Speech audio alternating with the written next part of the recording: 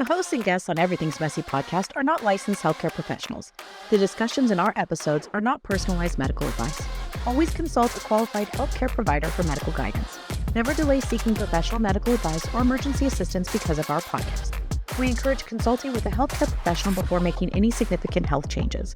By listening to our podcast, you agree to the disclaimer. Thank you for listening to Everything's Messy podcast. Hey, welcome to Everything's Messy podcast, where we celebrate the beautiful but messy life experiences that most, if not all, people go through. Get ready to embark on an exciting journey through the raw and unfiltered stories of everyday people. Here, we dive into messy realities of life, from making messy mistakes to triumphs and everything in between. Are you sensing a theme? That's right, it's messy. But this just isn't about the mess. It's about finding strength and resilience in the midst of it all. We'll explore how health, fitness, and wellness play a crucial role in navigating life's twists and very messy turns.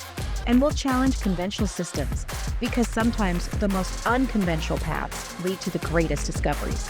Join us as we embrace the messy, beautiful, and endlessly fascinating stories. Each episode is a testament to the power of our messy journeys and the beauty that emerges from the mess. So grab your favorite beverage, coffee, sparkling water, whatever it may be, and prepare to be inspired. Are you ready? Let's get messy. Hey everyone, welcome back to another episode of Everything's Messy podcast. I am Sarah, your messy host. And first of all, great episode last week. If you didn't listen to it, go back and listen to Brian Blaylock, another heart attack survivor, also big time golfer. It was a great episode. I enjoyed him so much, and hopefully we can have him back on and talk about some other things. But if you missed that episode, please go back and listen to it last week. I'm going to be starting some new programs, so I hope you'll join me in one of the challenges that I'm going to put out.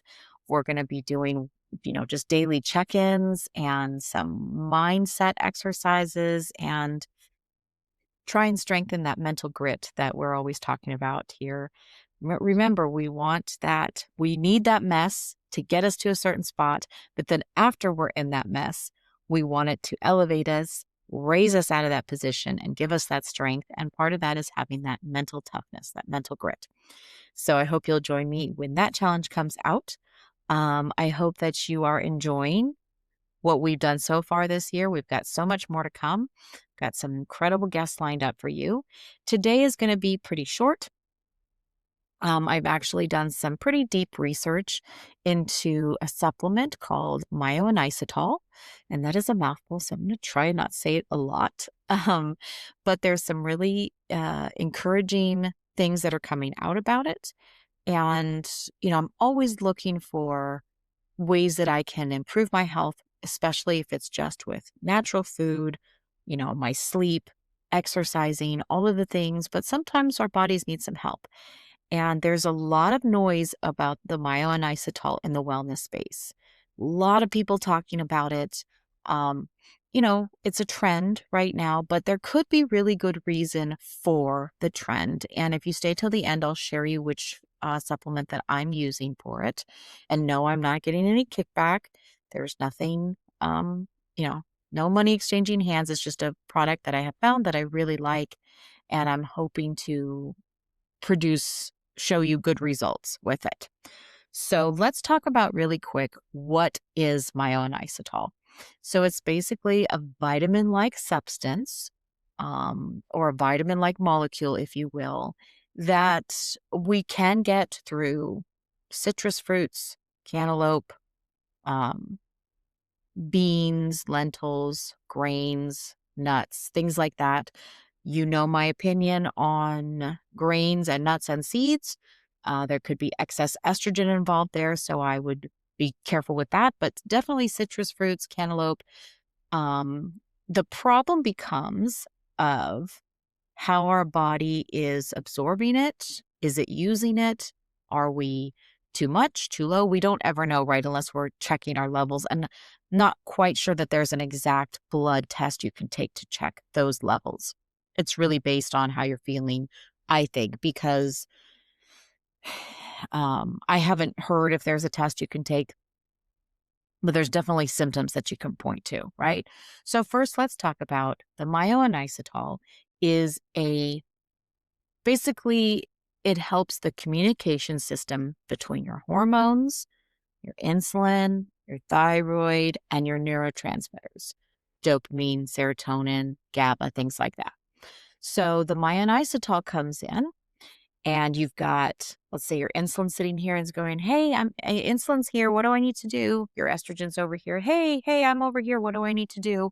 And, the thyroid's over here. I know I need to do something, but I'm not quite sure what I need to do. Fertility system, organs over here. I'm supposed to do something. What am I supposed to do? And your levels may look, remember, normal is not optimal, but all of these things are in those categories that I just said. It might say, I'm normal, but something's amiss. And so normally what's happening when it's amiss is the communication is being misfired to these components. Think of it this way. You're typing a text message and you send the text message, but the text message doesn't get delivered because the phone's not around service, that it's not picking up any service. So you've sent the message, your body has sent that message, but it doesn't get delivered to the insulin, it doesn't get delivered to the estrogen, it doesn't get delivered to the ovaries, it doesn't get to the brain, neurotransmitters. And so it's sitting there. So according to your blood levels, all this looks normal, but there is no communication open to any of them. And so enter Myo-Inositol, it's going to grab those messages and push and send them out. Right when you send text messages, sometimes it doesn't go through. Like if you have an Apple phone, it turns green. That's because it had to push that SMS versus just an iMessage. And so think of that as your system. We've got to push that message into the system so it grabs and it knows what to do.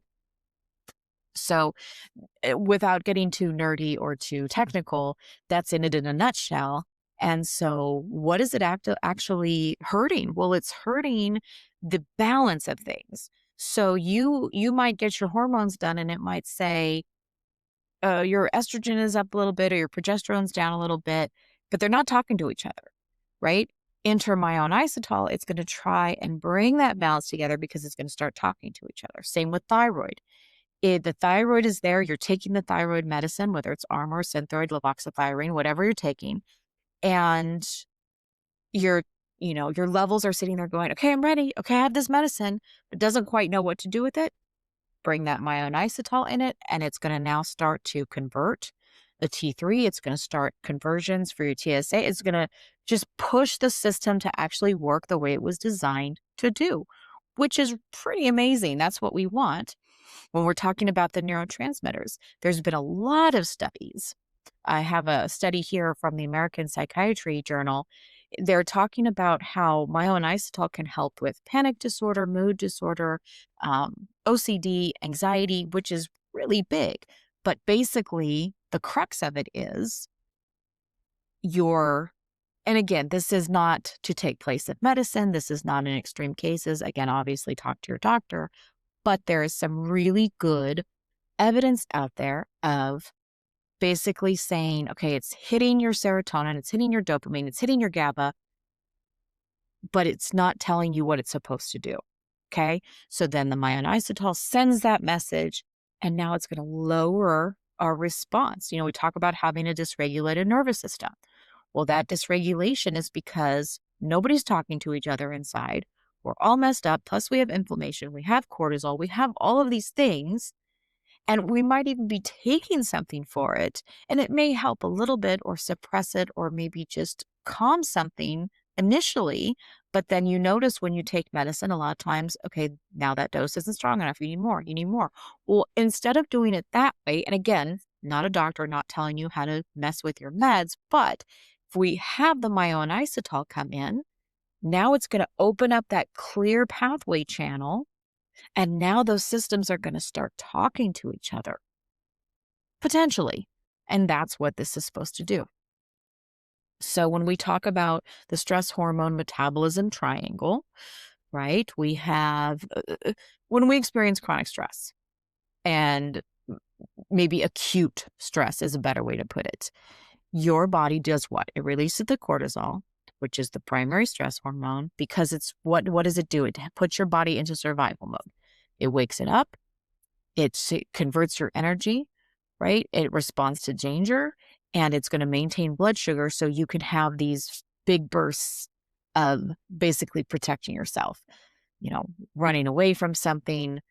A lot of times, we always hear that story of the mom who she was at the gas station, her kids were in the car.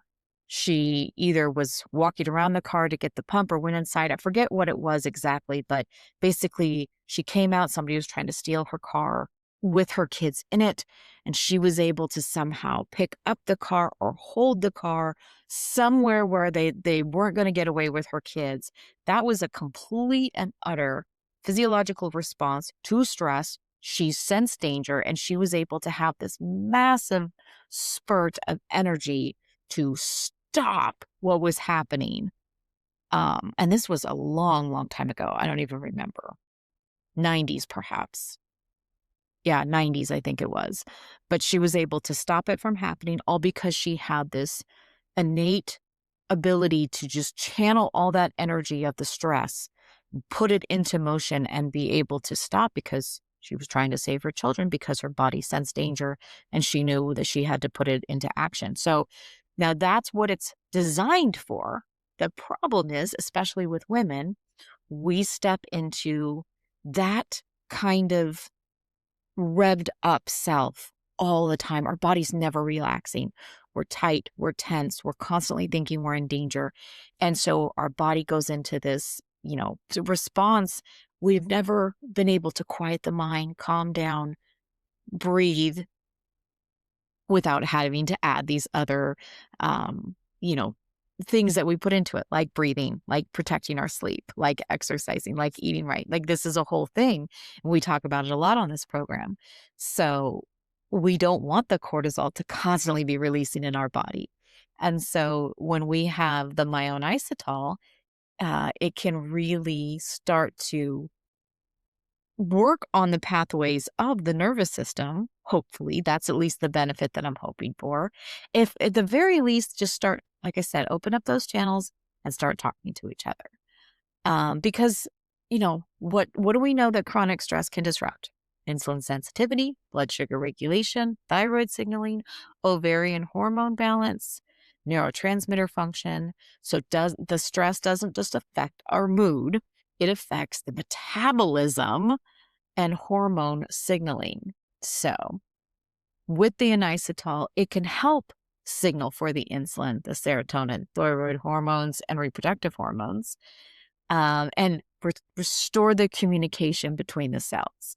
So we keep seeing this pattern in the wellness space. That's the reason they're talking about it, is it's restoring the signaling. So I'm just going to show you really quick what I'm using. This is what I'm using. No money's exchanging hands. I'm not getting any representation for this whatsoever. It's just the one that I choose to use. This is also the company that I use, that I buy my magnesium from. So it was just trying to stay within their company. You take a heaping teaspoon, or not rounded teaspoon, probably not heaping, in the morning and one at night. And the serving on this is 3.8 grams per teaspoon. So that's what? Almost 8 grams, right? A day with it. Now, there has been some studies out there where in the American Psychiatry Journal, it reported that they used 18 grams in a closed double-blind placebo thing. It used 18 grams in one group and then a placebo in the other. And the ones that did receive the Myo-Inositol actually showed improvement of anxiety and OCD and things like that. So that's pretty amazing. But that's a lot. 18 is a lot. This is 3.8 twice a day. So much, much lower than their study. But if we can see that with opening up the communication pathways, then maybe our mind, we're not working so hard thinking it's something that we can do. No, we just need to open up these pathways, right? And we talk all the time about, again, how are we reacting to what our body is just designed to do? But if it needs a little help in communicating better, I say, why not? I say, try it. What do you have to hurt? What do you have to lose? It can't hurt. Um, so, especially with women, right? We know that our systems are particularly sensitive to stress signals. Hello. Yes, we are. The chronic stress we know can contribute to the irregular cycles, ovulation disruption, fatigue, mood instability, and metabolic changes, which is one reason stress management, sleep, metabolic health are so important, right? And that's for overall hormone balance, but overall self being, I think, too.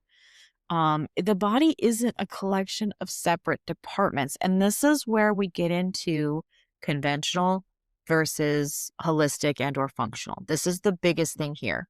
Look, I've said it before. We need conventional, but it only sees the one system in the one box.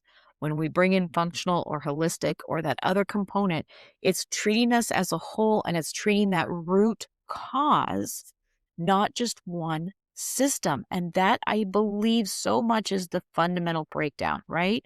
So we have the body with its, yes, separate departments, but it shouldn't be treated separately. You have your brain, hormones, metabolism, and immune system, and they are all talking to each other. So if one is affected, then there's other that's affected. I think I've shared with you guys that I'm going through this class right now. I should be graduated by December, hopefully. But it's talking about how to interpret the symptoms that come in and think of a Venn diagram and what could all of those systems be based on one symptom. And that is why when we're opening up this box of functional medicine, we are going to treat the whole person and get to the root cause and then signal out maybe which system to start with. But we're going to have to expand out of that bullet, the target range, to find out it's probably more than one system. It's probably this has to do with this. It's all connected. So when, as I'm saying, all of the components need to be talking, but when stress disrupts that conversation, right? It's like they all shut the door and go to their sides of the room and nobody's talking to each other in your body. That's when we start to see a lot of the systems struggle at the same time. And so when you go into the doctor and you're like, hey doc, I have migraines, or hey doc, I have low libido, or hey doc, I can't sleep. As a conventional doctor, they're going to treat what they think is in that one box, maybe two boxes, but most of the time it's fairly skewed.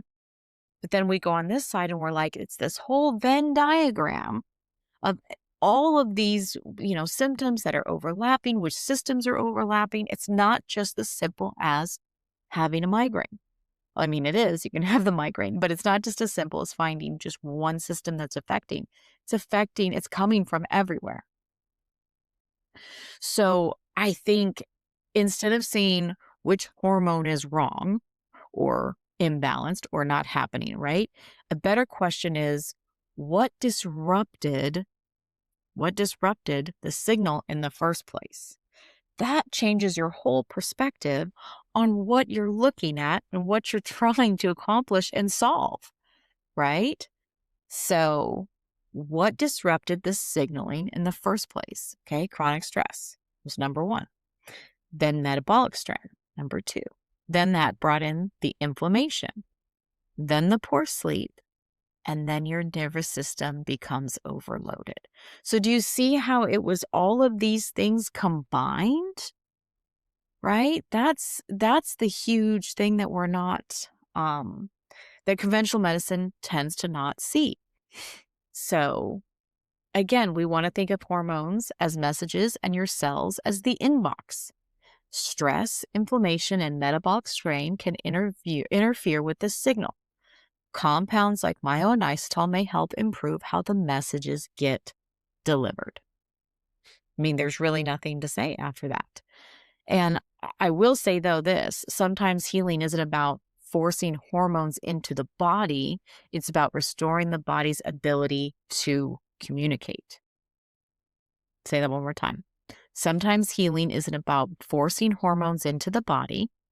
It's about restoring the body's ability to communicate with those hormones and each other, right? Okay, so that was a lot of information all at once. I want to just encourage you all to continue to be messy warriors, continue to, self-advocate, go down these rabbit holes. I try to interpret the rabbit holes so I can bring you the information so you don't necessarily have to do the legwork.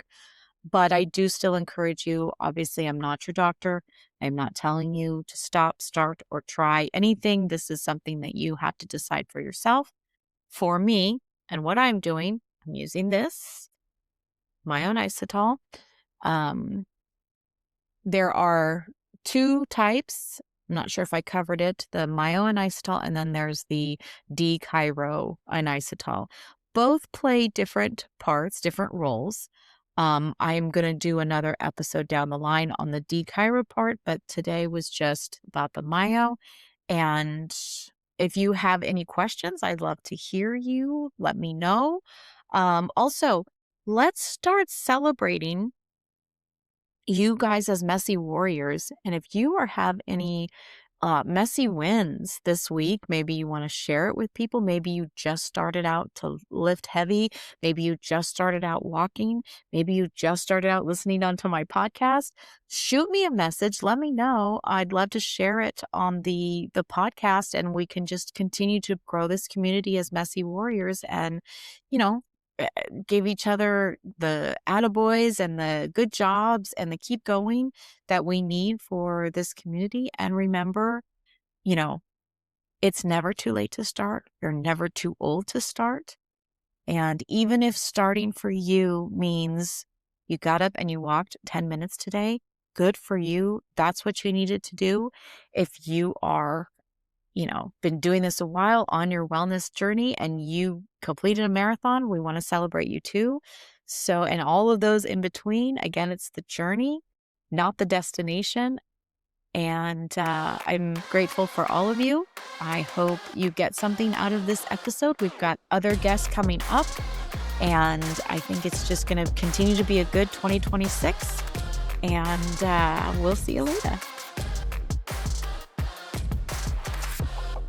Thanks for listening to Everything's Messy podcast.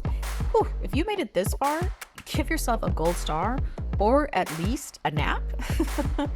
Honestly, if you showed up today and you were listening, you've already crushed it. I'm so grateful for you listening. If anything hit home, share it, tag me, write it on a sticky note. I don't care. Just don't keep all of this messy goodness to yourself.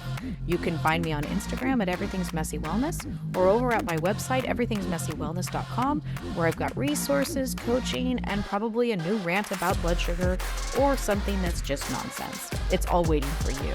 Check out my YouTube channel. I've got all of my podcast episodes up there. And I'm on X at Everything's Mess. Or if you just want to send me an email, Sarah at everythingsmessywellness.com. Look, until next time, hydrate, take no crap, and as always, keep it messy.